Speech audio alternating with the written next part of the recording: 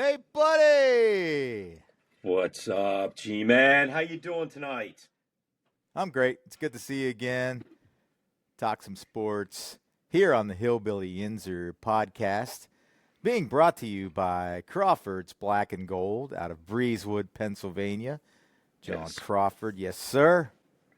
And with that, I just want to let everybody know out there, all you HillbillYinzers, Crawford has got 50% off their online store. So when you get a chance, get out there, get up there, get on there, and purchase something from John Crawford and Crawford's Black and Gold. With that said, John has been kind enough to provide us 3 prize packs. Number 1 will be the Penguins prize pack because we want to honor the Pens for the season that they had, even though despite the unfortunate loss to the cross-state rival, I'm not even going to mention the name of the city. Then we're going to move on to the Pittsburgh Steelers when it comes to camp time in July, as well as then our wonderful Pittsburgh Pirates, who will finish out the giving season that one away in the fall. during the World Series. Whoa, when World the Series are in time. the World Series. So when they're in the World Yeah. Series. But John Crawford at Crawford's Black and Gold will be providing those prizes. We will get more details on those prizes and be able to put them up on our website so you can see what he's offering or what he's providing us to be raffled off. And then, of course, when you get a chance, go on the site, take a look at all the merchandise that he has, and make a donation. I say that lightly as a donation because he's not a nonprofit, but put the purchase to it because you want to help a gentleman out, a small businessman. That is right. Crawford's Black and Gold in Breezewood, PA. Give him John a shout out. Back to you, G-Man. yeah, and you can register for those prize packs at our website, HillbillYinzer.com. Up in the right-hand corner, it says register for prize packs. So go on there and register. All right, well, our first topic of the night, we're going to talk about to Gino or not to Gino. What I refer to there is Yevgeny Malkin. It's almost decision time on whether or not they're going to sign Gino for a farewell tour next year. He's already said he wants to play another year, and he'd like to play for the Penguins, but if he doesn't, he's going to play for somebody else. So this is kind of like, Yager, Rod Woodson, most recently Andrew McCutcheon. Franco Harris. I mean, there's been a lot of Pittsburgh star athletes that have gotten to this crossroads, and it hasn't ended very well for most of them. But luckily, they had him back. They've had him back. They had Yager back, and I think that was great. And he, I think all the old wounds were repaired there. But if you take the 35,000-foot view of Gino, this year he scored like middle teens on the goals, like 16 or something like that. So he's really not the player he was. I know he looked better this year than he did previous couple years, and so did Letang. But you're talking about a player who's way past his prime now. And ordinarily, I would say, no way, man. We've got to give this opportunity to younger players. We can use his projected $6 million salary to go out and sign 2, guys that are in their late 20s that are, great players and line up alongside Sid. But then I got to thinking, they've got, because of the expanded salary cap, they got $46 million of cap space right now. So, how do you not sign him when you have that much cap space? Because Mantha is probably going to be a small bidding war for him. But really, the only other player they need to sign, and it'll probably be for like $2 million, is Connor Dewar. And so it's almost by default that we have to re-sign him, even if it's not the best thing to do strategically for the lineup. What do you think? I think it's a William Shakespeare play, to be or not to be. I think Sid's going to want Genie. And what's the harm of signing Gino at this point? The harm is that he stunts the growth of the youth. I mean, right now, I think they have Gino as a free agent, unrestricted, I guess, Mantha and Akari. You also have, I think, Igor. He might be a free agent there as well. You're right. They have $46 million worth of cap space. Gino's not the same guy, but what do you? But since he potentially will take a place of a center that's trying to come up through, moving Kendall up to the second line or somebody down below coming up, do you force Gino to play on the wing with Sid? It's not the center position, but do you force that to make it go through? Who knows?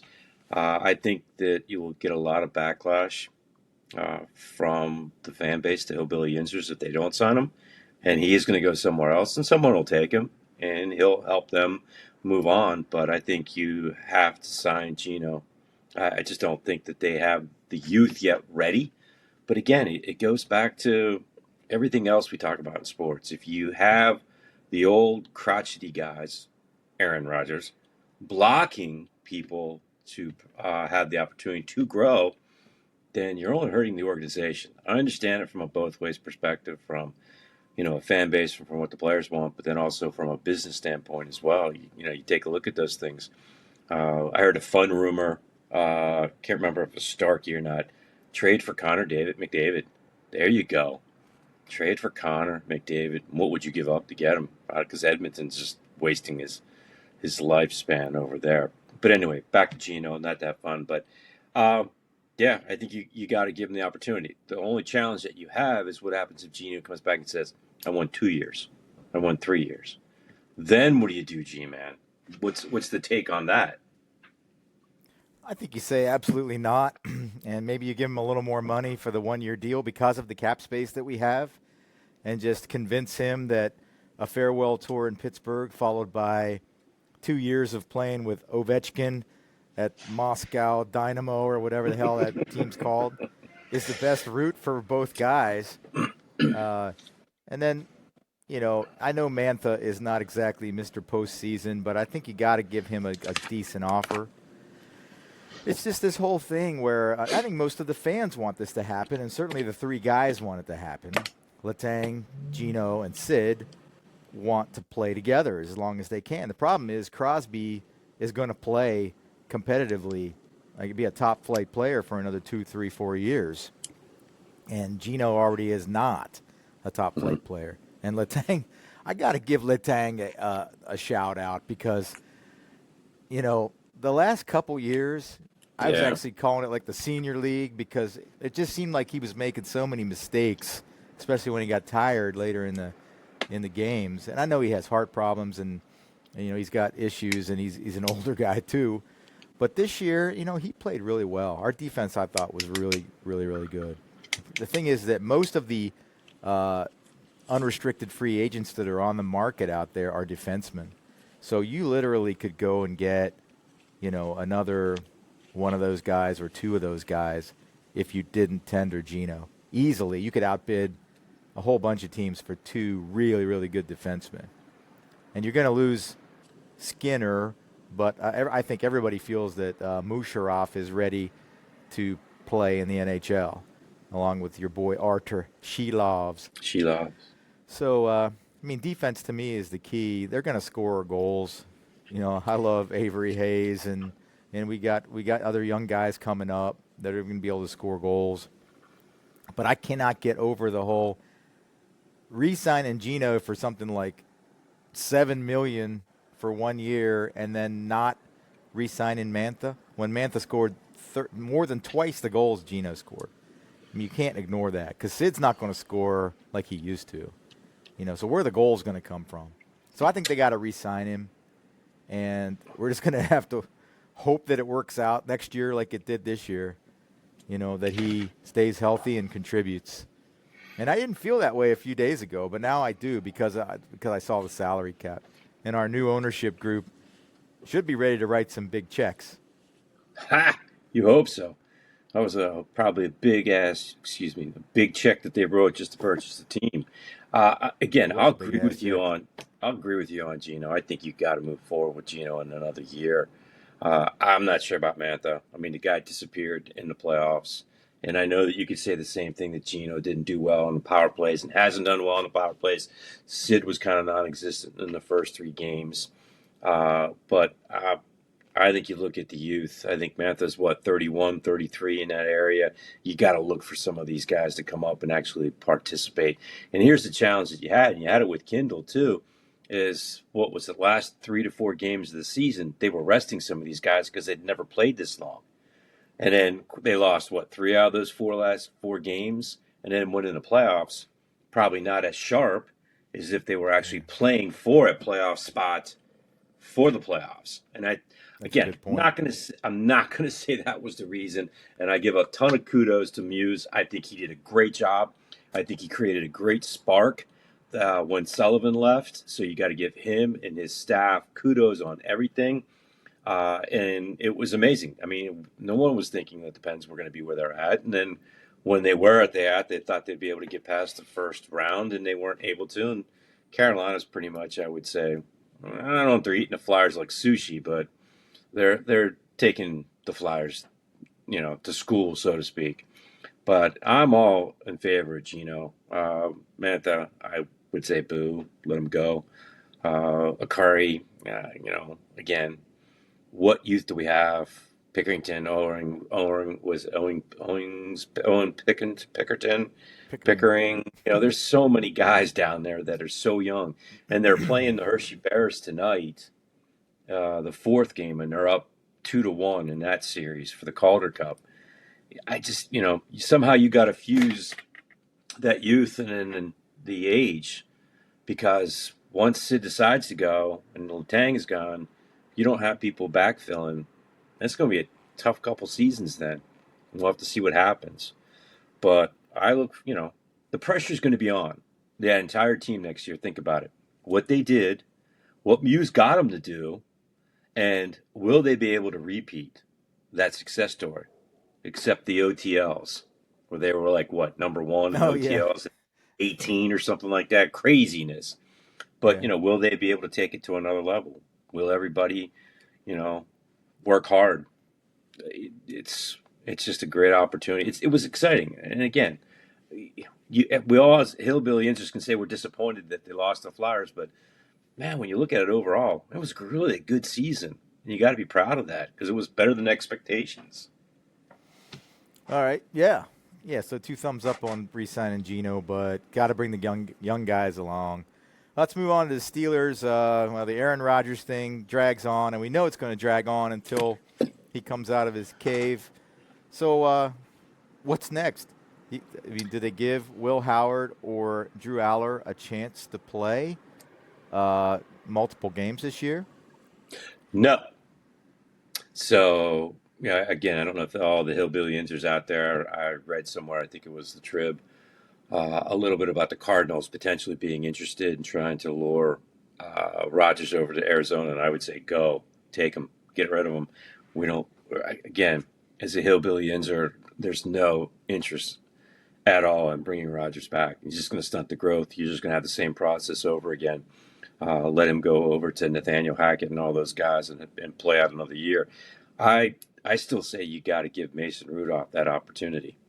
Again, it's a whole new offensive scheme. It's a whole new offensive coordinator. It's a different quarterback. It's an actual quarterback coach. Okay, I'm not saying Mike McCarthy was the greatest hire, and I don't know anything about Mike McCarthy other than that he's a quarterback. I don't want to say guru, but he's a quarterback coach. How does he help Mason Rudolph? And even if Mason gets us through a year, or, Mason starts off and then Howard or Aller come in and they play. But you're never going to be able to tell. Again, I'm speaking for myself, so I don't want to speak for you, G-Man, or any of the HillbillYinzers. How can you tell whether Aller and or Howard are going to be ready for the season when they play 3 preseason games, vanilla defense, and barely anybody plays? How's that going to get you prepared? It's not. So Mason, to me, is the right way to go for at least a quarter of the season, or until he gets injured, one of the two. And then you have to insert somebody to make sense. I mean, how else are you going to do it? It's a tough question because, nobody wants to lose on purpose to get a better draft pick. But, is this team a Super Bowl contender with Mike McCarthy at the helm and the draft picks that we just made and Aaron Rodgers coming back? I think most everybody would say no. Right. Because we don't have enough depth defensively. I mean, you have to pray that Derek Harmon works out, and you have to pray that they can pick up a defensive back of quality via trade. But I don't think anybody believes that we're a Super Bowl contender. So why continue this whole thing that we complained about under Tomlin for the last 6, 7, 8 years, where we're going to go 10-7 or 9-8? And why not just give one of those two guys, probably Aller? I still can't believe that we're talking about Drew Aller being the quarterback of the Steelers, but probably him. Just let him go and give it a try. Maybe not on opening day. You give Mason the nod until we lose a game or something. But then let one of those guys go and play 10, 12 games and let the chips fall. If we lose more than we win, it just increases those chances of getting one of the quarterbacks next year that's in this quarterback-rich draft coming up that they're going to have in D.C., by the way. Do you know that? On the mall. No, in I did not. It's probably going to break all of Pittsburgh's records. I wouldn't doubt it. And what you're saying is true logic in my mind. But here's the thing. You do something to that nature. You know you may have a losing season, 500 season. Maybe you keep the streak alive for another year. But what Pittsburgh's also doing at that point is wasting years of other players. So if you're going to do that, why is Cam still around? Trade him for draft picks. Why is TJ still around? Trade him for draft picks. Because all you did then was waste another year of their ability. And they're getting older. They're not going to get any faster. They're not going to be any stronger or any quicker. And then you have to take a look at who else on there. Patrick Queen. Do you need him any? You know what I'm saying? So you're taking a look at what else you have. If you're going to rebuild, it's got to be like a total teardown, because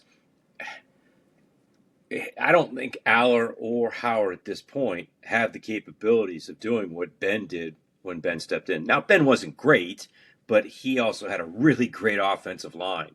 I remember somebody talking about that the other day, and it was like, it was a really good offensive line. This offensive line is still young, and it's still got a couple holes they're trying to plug. So, Howard could probably run for his life. I don't think Aller could, but that's just my opinion. That was a great team that Roethlisberger got to break in with. A better team than we have right now. But I do agree with you with T.J. Watt, and especially T.J. Watt. It reminds me of 5 years ago when we used to talk about trading Yevgeny Malkin when he had so much value. But at that time, it would have been catastrophic to trade Yevgeny Malkin to most of the hardcore Penguins fans because he was such a popular player. He was as popular as Sid, maybe even more so at that point, because he was MVP. Had a couple MVPs, did he not? Hart Trophy or whatever they call it. Yeah. So, but TJ might be past that point at now, because he seems like he's lost a step even before the tragic acupuncture incident last year. But, you're doing him a disservice if you're not trying to go for it and win the Super Bowl. Cam, I think Cam's just Pittsburgh. He's just going to stay. He's just going to be a Steeler his entire career, so I can't see them trading him. But, TJ would be quite the chip. And you're doing him a service because maybe he can go to a contender. But, they have to – I think I don't want to blow it up because we obviously have a lot of good players. But – you can lose games. You're still trying to win the games, but you kind of know what's going to happen. We've seen this in sports for decades after decade after decade. You see a team that reinvents itself. In football, it's the Patriots. In baseball, it's the freaking Braves. There are teams that just know how to reinvent themselves. The Penguins have been like that. They kind of got lucky in their draft placement with Mario Lemieux and Sidney Crosby. But, that's the kind of team that I wish the Steelers would become, because there still is no there's no allure to Pittsburgh fans with just continuing to be a winning team. Everybody wants to go back deep into the playoffs and win a Super Bowl. And I think you're only going to do that if we can find this franchise quarterback. And you're either going to find him by putting one of those guys out there and letting him fail, or you're going to lose more games than you think, and you're going to be able to pick up an Arch Manning or one of these other guys in next year's class. But why not, make that happen? It's a great question, G-Man. And to be honest with you, the Steelers put themselves in this position. I mean, I don't know what else to say. I mean, they were negligent with the quarterback situation, and part of it was Ben. Ben was a jackwagon. He was a jagoff at that time when they were trying to draft quarterbacks. So he didn't help the scenario whatsoever. But now they're in a situation where you need a quarterback. You're trying to build the offense and or the defense, but you don't have a quarterback. And the guys that you have, one is an average Joe in Mason, and the other two are rookies. And you can't really say that they're going to take them to the Super Bowl, but they want to go to the Super Bowl, and you have no idea next year's draft if any of those quarterbacks are really any good. And right now, I would probably, my personal opinion, I'm leaning towards, what is it? Is it Trinidad Chambliss? Oh, The guy from Ole Miss. He impressed me when I watched him a couple times, but again, I didn't watch everybody. I just think that no matter what you do, you start the season and see how guys are playing, and by the trade deadline, you trade a TJ Watt. You take a look at what you have, and if you get some draft picks and you stock up in the second and third rounds again, you have an opportunity to do. Again, we said the same thing, and then Omar Khan stood there on the phone while Philadelphia jumped ahead of him in Dallas and didn't trade the draft picks to get the guys that he wanted. But anyway, so the con artist is not much of a con artist. I just think that you're right. You don't want to lose games. Your intentions are not out to go lose games. But you could use this year to get a lot of experience for young guys. The young guys that you have, that you've drafted, last year or the year before, to get them a little bit more ready for that next step when you find that franchise quarterback, which, again, don't know if they have one or will draft one. Interesting stuff, but let's move on to the Buccos, who are still above 500, even after getting swept by the Cardinals at home. Some bad luck in that series for sure, but they're doing okay. I guess this would be a good time for me to nominate my Jag-Off of the week. This one's coming out of left field, buddy. So O'Neal Cruz continues to do this thing where he sprints like a wild man into the gap on a ball that's hit in the gap and is yelling, "I got it, I got it, I got it," in English, by the way. And so Ryan O'Hearn and Brian Reynolds, it's been at least 4 times now, 3 with Reynolds and 1 with O'Hearn, I believe, where they've got a beat on it. Like, it's almost like a can of corn for them. But here comes Cruz, sprinting and yelling, and they stop running, and the ball lands in between them. And that's not an error because nobody touched the ball, okay? So O'Neal Cruz is actually, I don't think he's been credited with an error this year, but he's made something like 6 or 7 errors out there. Anyway, here's the angle I'm coming at. You can't call O'Neal Cruz the Jag-Off of the week because, he's either so dang immature or just doesn't give a crap about learning the position that he just continues to make that same mistake, or O'Hearn and Reynolds don't have enough guts to walk up to him afterward and say, "Hey, jackwagon, stop doing that. We're trying to win baseball games, not whatever it is you're trying to do." I mean, ordinarily he's trying to make a highlight, but while you're trying to make a highlight, this is happening. So here's my Jag-Off of the week. Our outfield coordinator, Tony Beasley. He should be the adult in the room. Yeah, and tell O'Neal Cruz, get a translator. I don't know. Get it through to him somehow that the next time that happens, you're the designated hitter for 2 weeks. And Jake Mangum's going to play center field. Why don't they have the guts to do that? So he's my jag-off of the week, Tony Beasley. Congratulations, buddy. I'll bet you never thought you were going to win this award. Just being buried on the bench for the Pittsburgh Pirates. Well, to your point with the jag-off of the week, and we talked a little bit before this, I was going with Joey Bloody Bart and freaking Hank Davis as the jag-offs of the week because jag-offs? Yeah. Has that ever been done? Because no, I don't think so. But neither one of them are helping the core. And then when you look at it a little bit further, where does it all stem? God, it goes back to Chubbington. And Chubbington's been the jag-off of the week for like 5 different weeks. So is it fair to take Chubbington down again? Or finally to say to Joey Bart and Hank Davis, grow up, start doing some baseball and play. Then I was thinking, because of the other night, Bubba, with his 1-4 record and 5-point ERA and 26 walks, is the god-darn pitching coach, the jag-off of the week. Because, the pitchers is just not consistent. And Bubba may not be ready. And if Bubba's not ready, then what are we doing? I mean, why? Get him where he's comfortable pitching, bring him up. But I just don't understand these pitching coaches. We haven't had a good pitching coach for years. And it's not who I want to hire. Who do you want to hire? Bubba's personal pitching coach. Ah. Go ahead, do it. Say it. You got a clip? No, I'll have to get Frankie to play a clip. Do you know what I'm talking about, right? What you said to me earlier today. Yeah. Yeah. Please tell us what I said earlier today. You mean the beautiful image of Forrest Gump. Running back. Forrest Gump needs to be our pitching Vietnam. So he can run out there and go, I gotta save Bubba. He should be the catcher.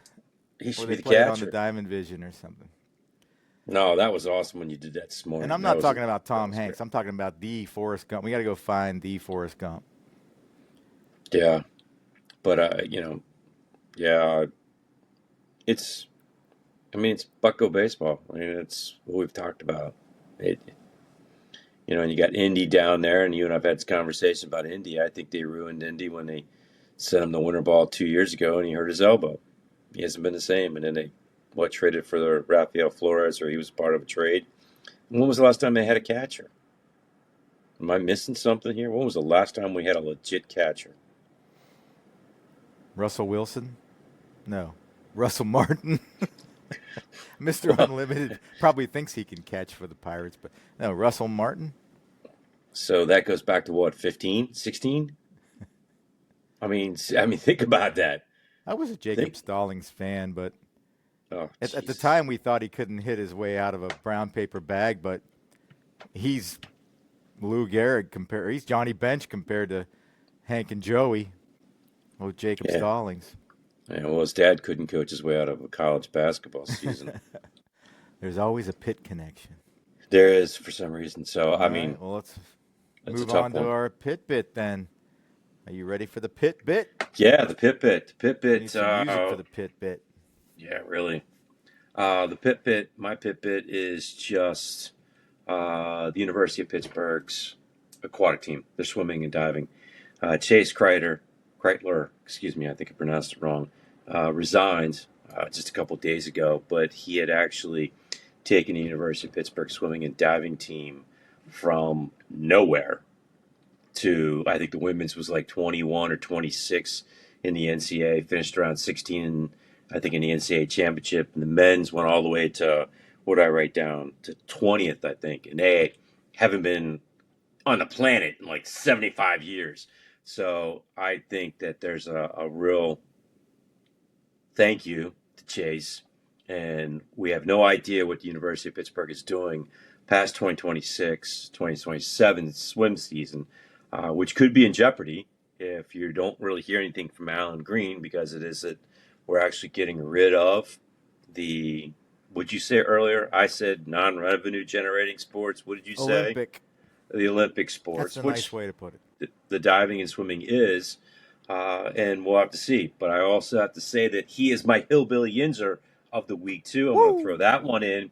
Chase deserves the kudos of what he's done over the past 4 to 5 years with the University of Pittsburgh and taking it from, again, an Olympic sport that University of Pittsburgh was nowhere to something that had a lot of respect. And unfortunately, he took the high road because he didn't want to bring in any recruits to the University of Pittsburgh that he knew that he wasn't going to be 4 years there with them. That bringing him in for 1 year and then leaving. That was the right thing to do. A lot of kudos to that. That's a true coach that gives a crap. That is a true coach. So, again, my hillbilly Yinzer, Chase Kreitler, thank you very much for that. Cheers to you, Chase. Good job, buddy. And if we move on to our Moonshine Minute, I just wanted to give a shout-out to WVU basketball coach Ross Hodge. He's picked up a recruit named Miles Sadler, who was a 4-star recruit when he committed, but he has since, playing in tournaments and events, has elevated to a 5-star recruit, which Cool. we don't see down in Morgantown very often. So we got Miles Sadler coming in. And then earlier this week we were talking about the NCAA and how there's no rules really for NIL and for transfers. Well, another thing that I found pretty hilarious is that, and I can't pronounce the guy's name, but we got some 7-footer, I believe, from the continent of Africa. I can't remember which country, but he has not gone to school one day in his life. He's been playing hoops since he was a little boy. I mean, it's not like he can't read or write or anything like that, but he just hasn't gone to a formal school. But because we wrote a big check, he's going to be a Mountaineer next year, and that's the age we live in, which is ridiculous. But what are we going to do? I hope the guy blocks about 200 shots next year and leads us to a Big 12 championship. Well, what we're going to have to do is have a conversation about it on one of these podcasts on how the NCAA is just, screwed things up big time, to be honest with you. And we've had this conversation as well. I mean, how many student athletes are there around the country? Division I, 1A, 2. How many pro athlete opportunities or positions are available in all those sports? So you have all those student athletes who are going to graduate. And if you transfer from year to year to year to try to play a sport, what do you end up graduating with? What degree do you really get if you are truly getting a degree? That's the other thing. So now you're putting athletes in a hole. And how fair is that? There's a big problem here.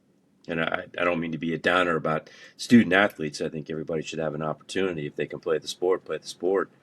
But I think at the end, are we really looking out, or is the NCAA really looking out for the student athlete when the sport comes to an end, when their career comes to an end and they're not drafted, they're not selected, whatever that is? Then what product are we putting out into the community? And how fair is that? And I get, yes, they're making money. I get that. I really, really, really, really do. But they're also, 19, 20, 21, 22, 18, 19, 20. Nobody has a financial advisor. What would you have been like, any of you hillbilly Yinzers, if you were making $1 million when you were 18 or 19? What would you have done? And It wouldn't have been pretty.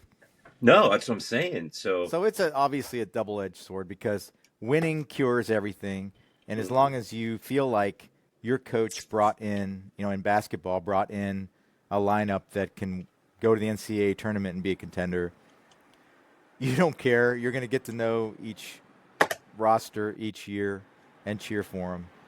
And then in football, it's not 5 guys, it's 55 guys. So you're trying to learn literally, 30 to 50 guys' names that are going to actually play in the game. But nobody cares as long as you win. And NCAA has no power. The conferences have power. So the SEC and the Big Ten have been trying to pull this whole Premier League thing off over the last, handful of years, and they're getting closer and closer to it every year. And we got to do a complete program on on our vision of what college sports is Yeah, going to be, because I think it's really interesting, the that'd promotion be a good one. relegation thing from soccer, and how it really is. It's not the American way, but it might be the only way Hmm? to solve this problem. Yeah. But yeah, those two conferences, if they're going to try to gain absolute power, then they're the ones that've got to rein in the rules. And they're not Mm, going to do it because yeah. anything that will eat away at their advantage, they're not going to consider it.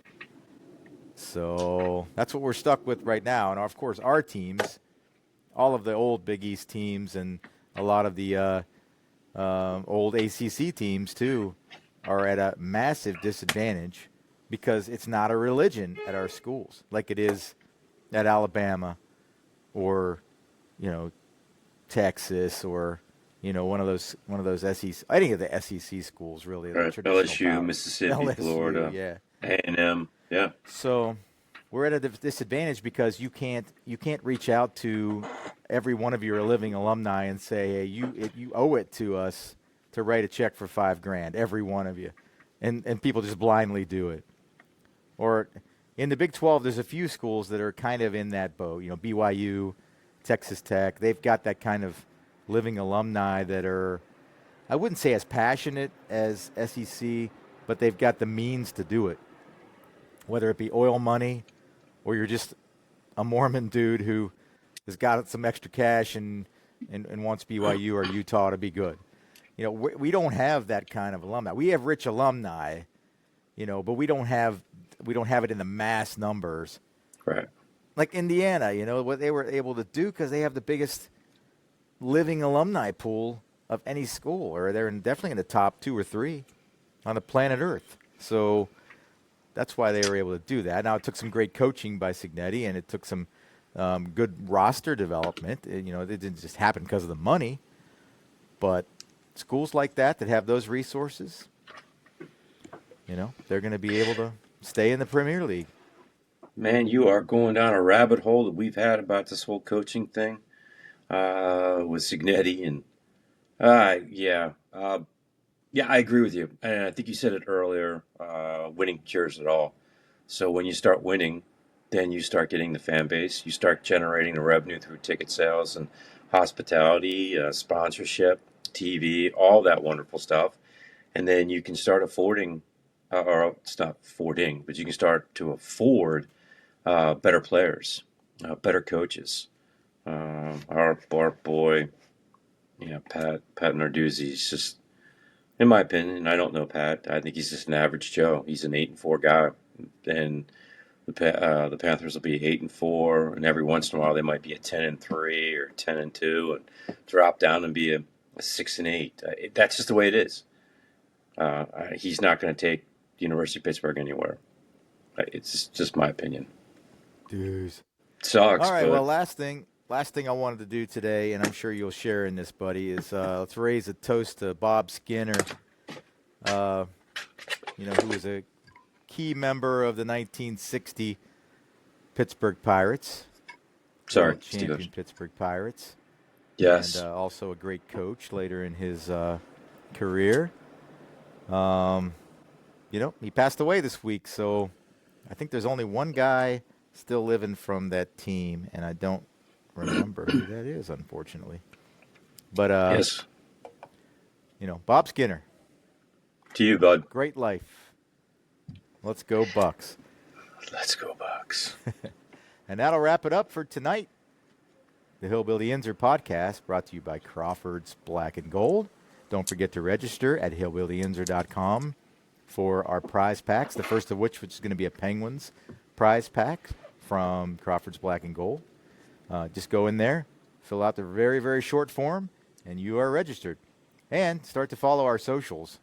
We're all over the place now, thanks to producer Frankie. And if you follow those socials, you're going to be also eligible to win the prize pack. Just leave us a little bit of information. You don't have to do last names or phone numbers or anything, but you know, leave us your name and your hometown so that we can DM you if you are a finalist. All right, anything else, buddy? No, sirree, Bob. I am good. Other than have a great evening, all you hillbilly Yinzers out there, and thank you for taking the time to listen to what we have to say. All right. Well, we'll catch you next week. We'll have some fresh topics. And until then, stay cool.